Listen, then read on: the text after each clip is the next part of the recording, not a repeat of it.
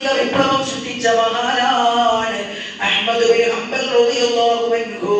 ആ മഹാനെ എനിക്ക് ജീവിതത്തിൽ ഒന്ന് കാണാൻ വല്ലാത്ത ആഗ്രഹമുണ്ട് മനുഷ്യ.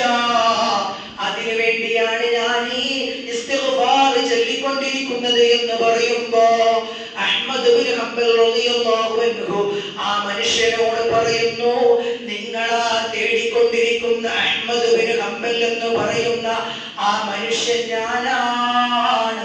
ഇത് കേൾക്കേണ്ട സന്ദർഭം ആ മനുഷ്യൻ അഹ്മദ് ബിൻ ഹംബൽ റളിയല്ലാഹു അൻഹുവിനെ വാരി പുണർന്ന് ചുംബിക്കുകയാണ്. പ്രിയപ്പെട്ടവരെ, ഈ സംഭവം ഞാൻ ഇവിടെ പറയാനുള്ള കാരണം എന്താണെന്നറിയോ?